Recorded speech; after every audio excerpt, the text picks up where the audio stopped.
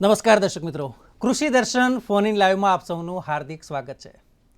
મિત્રો, નાના બાળકોને આપણે જે રીતે ઘડીએ, જે રીતે તેમની માવજત કરવામાં આવે અને તે રીતે બાળકો ઘડાતા હોય છે, અને તેવું જ કંઈક ફળ પાકોમાં પણ જોવા મળતું હોય છે. ફળ પાકોને જો યોગ્ય કેળવણી આપવામાં આવે તો તે યોગ્ય આકાર પ્રાપ્ત કરી શકે. ફળના કદની વાત કરીએ, રંગની વાત કરીએ કે પછી તેના ચળકાટની વાત કરીએ અને કેવી રીતે ઘડવામાં આવ્યા છે તેને આધારે તે નક્કી થતું હોય છે.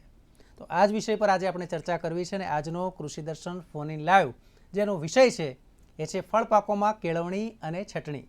અને આ વિષય પર માર્ગદર્શન આપવા માટે ડીડી ગિરનારના સ્ટુડિયોમાં આજે આપણી સાથે આમંત્રિત મહેમાન છે ડૉક્ટર ફાલ્ગુન કે મોડ સાહેબ, કે જેઓ સંયુક્ત બાગાયત નિયામક શ્રીની કચેરી મહેસાણા. તેઓ સાહેબ અત્યારે આપણી સાથે છે. સાહેબ, આપનું ખૂબ ખૂબ સ્વાગત છે. નમસ્કાર. નમસ્કાર.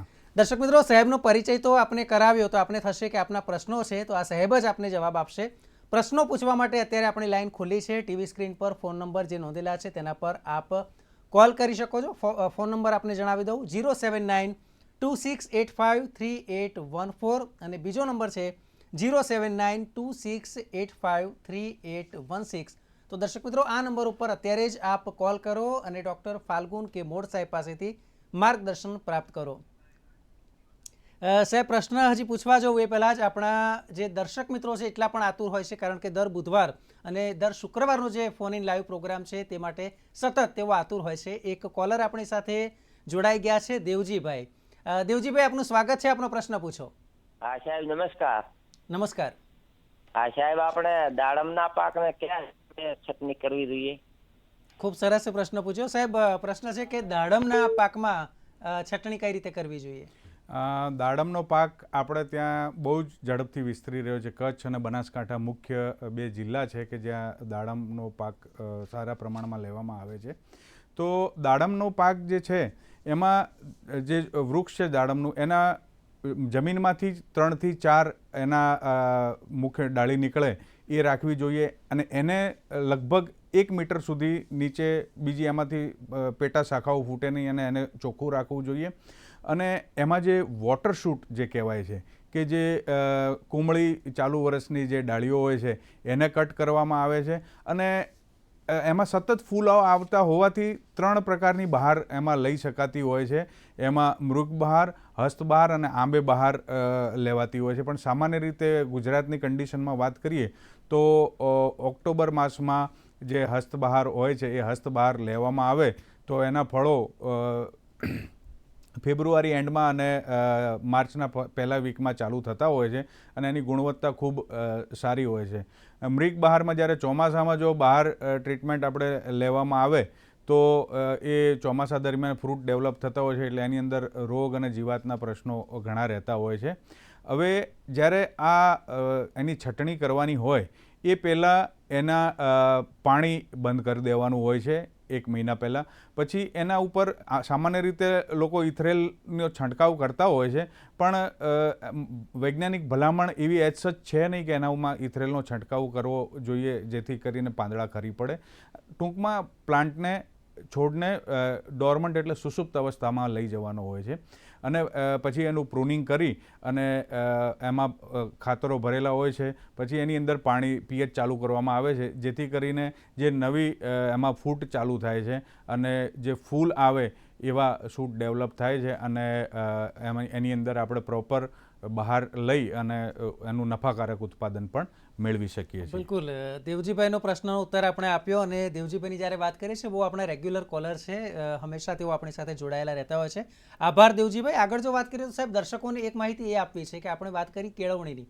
બાળકમાં કેળવણી તો આપણે સમજ્યા, પણ ફળ ફૂલમાં કેળવણી કઈ રીતે? જી, જેમ બાળક પણ લાંબા ગાળાનું આયોજન છે, એમ ફળપાકોની ખેતી પણ એક લાંબા ગાળાની જ આયોજન છે. અને બાળકની જેમ શરૂઆતમાં નર્સરી, પ્રાઇમરી, મંદિર, મસ્જિદની જે કેળવણી આપીએ છીએ, જે ધાર્મિક વાર્તાઓને એ આપણે એને વીરકથાઓ સંભળાવીને એનું ઘડતર કરતા હોઈએ છીએ, એ જ રીતે ફળપાકોનું શરૂઆતના પિરિયડમાં ઘડતર કરવું ખૂબ જ અગત્યનું હોય છે.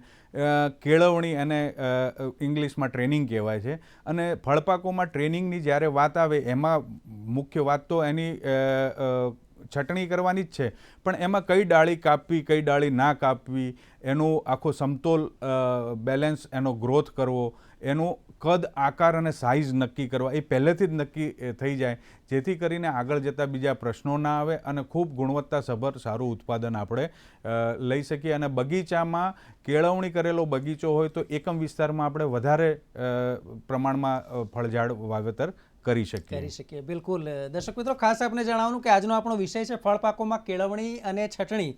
ખાસ કરીને જો આપ દાડમ, જામફળ, બોર, અંજીર, ફાલસા કે સરગવો ઉગાડતા હોય તો આ કાર્યક્રમ ખાસ આપના માટે છે. આગળ પણ કાર્યક્રમ જારી રહેશે. હાલ સમય છે બ્રેકનો.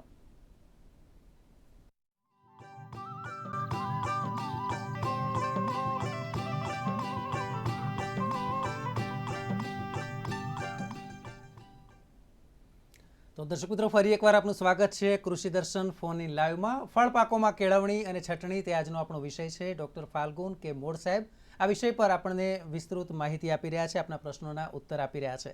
અગાઉ આપણે વાત કરી, હાલ એક અન્ય કોલર આપણી સાથે ફોન લાઈન પર જોડાયા છે. ધીરુભાઈ ડાભી શિહોરથી જોડાયા છે. ધીરુભાઈ, આપનું સ્વાગત છે. આપનો પ્રશ્ન પૂછો. હા, આપણે છોડવા વાવવા હોય બરોબર, તો 2-2.5 વર્ષ તે રોપણ કરવા પડે. કયા છોડની વાત કરો છો અને ક્યાંથી? શિહોર. જમરૂખ વાવા છે સાહેબ. શિહોરથી છે, જમરૂખ વાવા છે. એક વર્ષ પછીની શું સ્થિતિ થાય? એમનો સવાલ એવો છે કે જમરૂખ વાવવા હોય તો 1 વર્ષ જૂના જ વાવવા જોઈએ કે કેમ? એવો કોઈ હાર્ડ એન્ડ ફાસ્ટ રૂલ નથી કે 1 વર્ષ જૂના જ હોવા જોઈએ, પરંતુ આપણે જે છોડ વાવવા જઈ રહ્યા છીએ એ છોડ પેન્સિલ થિકનેસ જેટલી એની જાડાઈ હોવી જોઈએ, પેન્સિલની જાડાઈ જેટલી જાડાઈ હોવી જોઈએ, રોગ મુક્ત હોવો જોઈએ, એના પાંદડા હેલ્ધી હોવા જોઈએ. એટલે એની તંદુરસ્ત છોડ હોય તો એની રોપણી આપણે કરી શકાય. એ રોપ 1 વર્ષની આયુષ્યનો પણ હોઈ શકે, 8 મહિનાનો હોઈ શકે, અથવા તો 1.25 વર્ષનો પણ હોઈ શકે.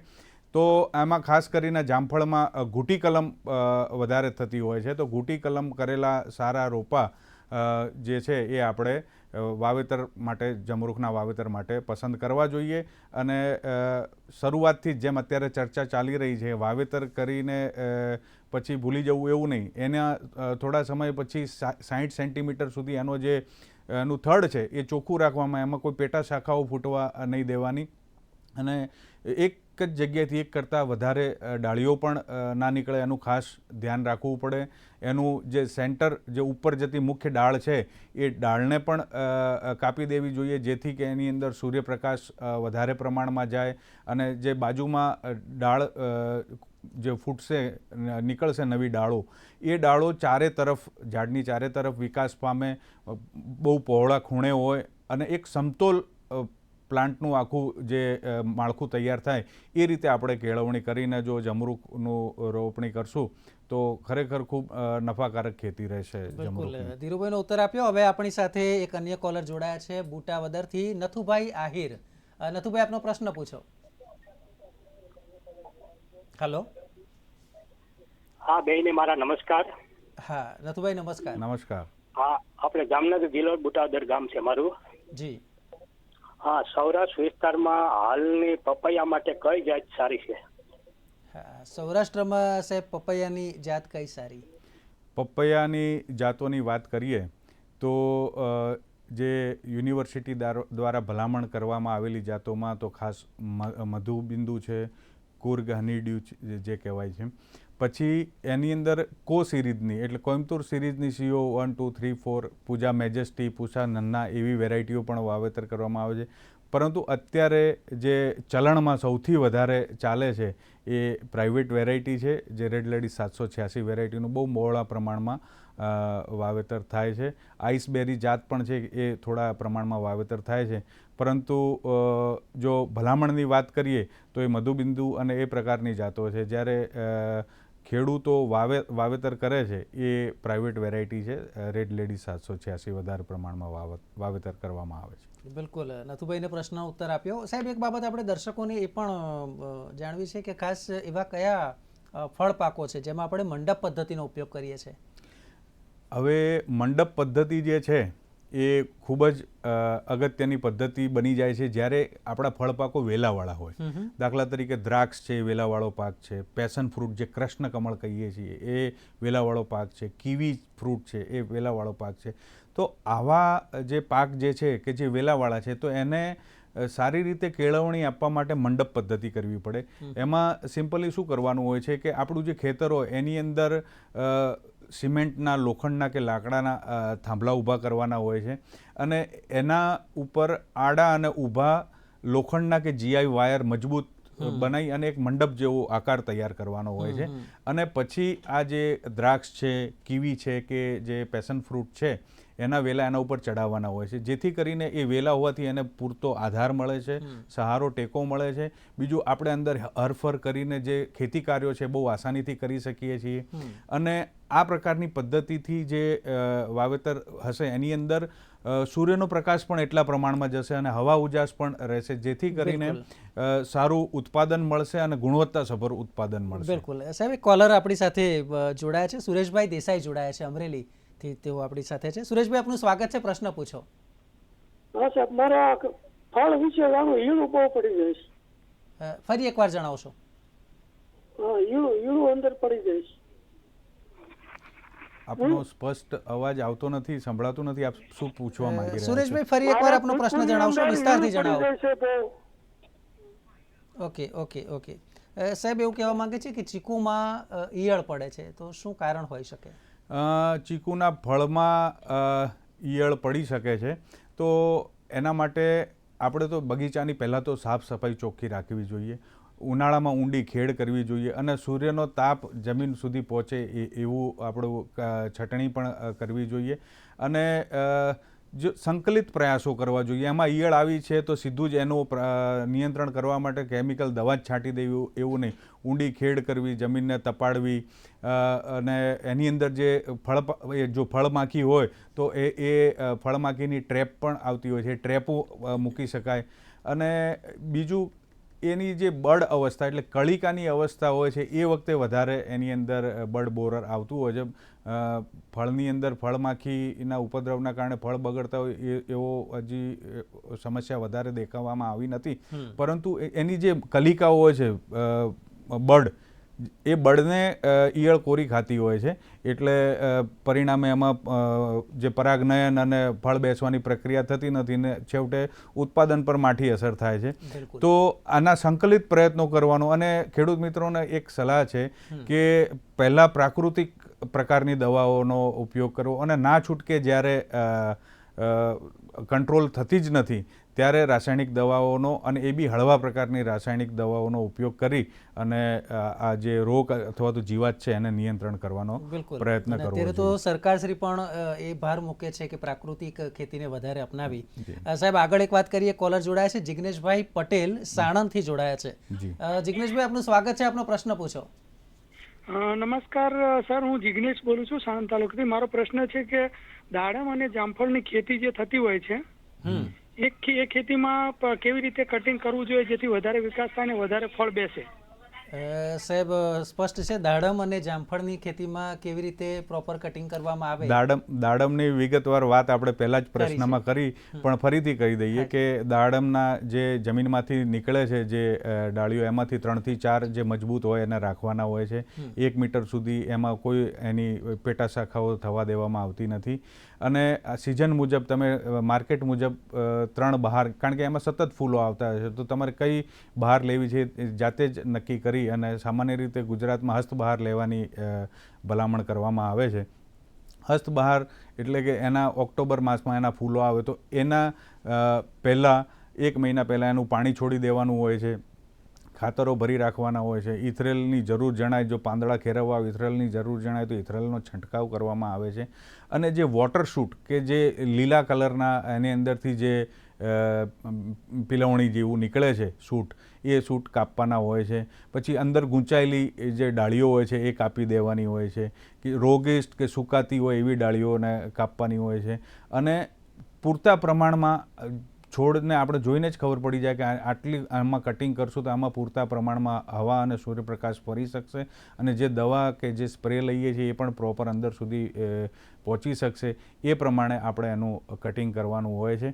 અને કટિંગ કર્યા બાદ પછી એમાં પાણી ચાલુ કરવાનું હોય છે, જેથી કરીને આમાં ફૂલો આવવાની ચાલુ થાય. હવે આપને જામફળની પણ વાત કરી તો જામફળમાં આણંદ કૃષિ યુનિવર્સિટીની ભલામણ છે કે મે માસના અંતમાં આપણે જામફળની જે નવી ડાળીઓ છે એને 60 સેન્ટીમીટર ઊંચાઈથી કાપીએ તો એની અંદર સારું ઉત્પાદન મળે છે, ફળોની સંખ્યા વધે છે, એની ગુણવત્તા વધે છે. એક અંદાજ મુજબ કુલ 21% જેટલું ઉત્પાદન પણ એની અંદર વધે છે. તો જામફળમાં પણ પ્રિન્સિપલ સેમ છે કે એને મુખ્ય જે ઉપર જતી ડાળ છે એને કાપવી જોઈએ. જે સાઈડમાંથી નીકળે છે એ જે શાખાઓ ડાળીઓ છે એ ચારે દિશામાં સરખા ખૂણે, પહોળા ખૂણે હોય, મજબૂત હોય એવી ડાળીઓ રાખવાની હોય છે, જેથી કરીને આપણને આગળ જતાં ઉત્પાદનમાં માઠી અસર ન થાય. તો જિગ્નેશભાઈ, આપને પણ જવાબથી સંતોષ થયો હશે. દર્શક મિત્રો, આગળ પણ આપણી આ વિષય પર ચર્ચા જારી રહેશે. હાલ સમય છે એક બ્રેકનો.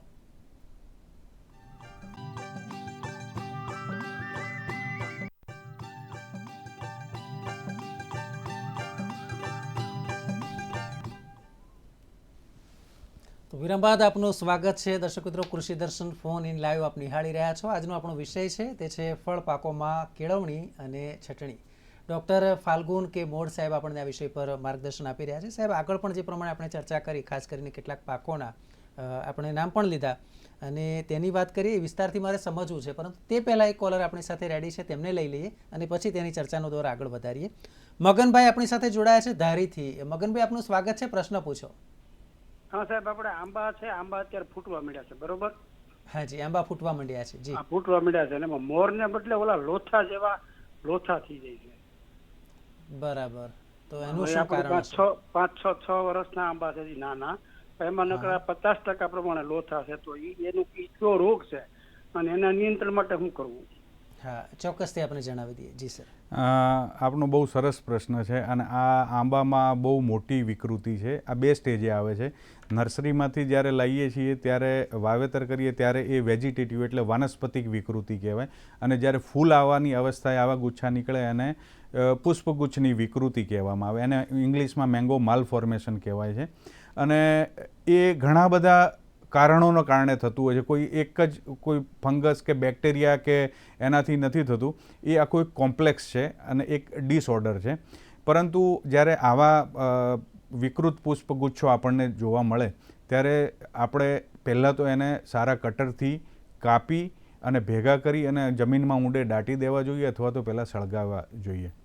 અને એના કાપ્યા બાદ 200 ppm પ્લેનોફિક્સ એટલે કે જે આપણું નેપ્થેલિન એસેટિક એસિડ છે એનું દ્રાવણ બનાવીને એ દ્રાવણમાં આપણે 3 કિલોગ્રામ, 200 લીટર પાણી હોય તો 3 કિલોગ્રામ એની અંદર યુરિયા અને 900 ml જેવું આ જે દ્રાવણ છે એ નાખી અને એનો છંટકાવ કરીએ 15 દિવસે, તો એવા 2 સ્પ્રે લેવા પડે. તો આ જે પુષ્પગુચ્છની વિકૃતિ છે અથવા તો વેજીટેટિવ વિકૃતિ છે એમાંથી આપણને અમુક અંશે મદદ મળી શકે અને એને નિયંત્રણ આપણે અસરકારક કરી શકીએ. પણ આ ખૂબ જ કાળજીની બાબત છે. નર્સરીમાંથી પ્લાન્ટ લેતી વખતે પણ આપણે ખાસ ધ્યાનમાં રાખવું જોઈએ કે આવી વિકૃતિવાળા છોડ આપણી પાસે આવે નહીં, અને આવી વિકૃતિના કારણે ઉત્પાદન પર ખૂબ જ માઠી અસર થતી હોય છે. ચોક્કસથી એક અન્ય કોલર આપણી સાથે જોડાઈ ગયા છે. મહીસાગર જિલ્લાથી ઇલિયાસભાઈ જોડાયા છે. ઇલિયાસભાઈ, આપનો પ્રશ્ન પૂછો.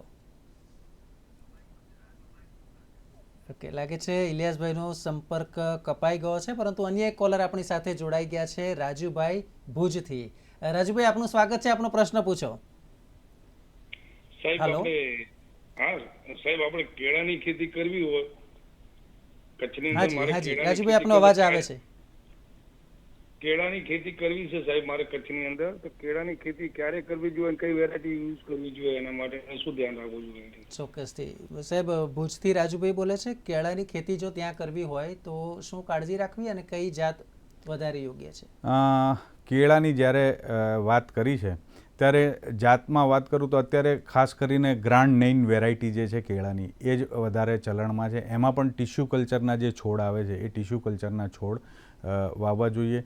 કચ્છમાં ઠંડીનું પ્રમાણ રહેતું હોય છે, તો સામાન્ય રીતે કચ્છમાં ફેબ્રુઆરી માર્ચમાં પણ જ્યારે થોડું તાપમાન ઉચકાય ત્યારે ખેડૂતો વાવતા હોય છે અને ઓગસ્ટમાં પણ જુલાઈ ઓગસ્ટમાં પણ કેળાની ખેતી કરવી જોઈએ. કેળાની ખેતી જ્યારે કરતા હોઈએ ત્યારે જમીન ખૂબ સારી રીતે તૈયાર કરવી જોઈએ અને આ હેવી ફીડર ક્રોપ છે એટલે જેને ખૂબ જ પાણીની અને ખાતરની જરૂરિયાત વધારે રહે છે. તો એ પ્રમાણે સેન્દ્રિય તત્વોની સાથે સાથે રાસાયણિક ખાતરો પણ આપવા જોઈએ અને પૂરતા પ્રમાણમાં પાણી પણ આપવું જોઈએ અને પાળા પદ્ધતિ કરી અને જો કેળની ખેતી કરીએ તો ખૂબ નફાકારક અને વ્યવસ્થિત ખેતી કરી શકાય.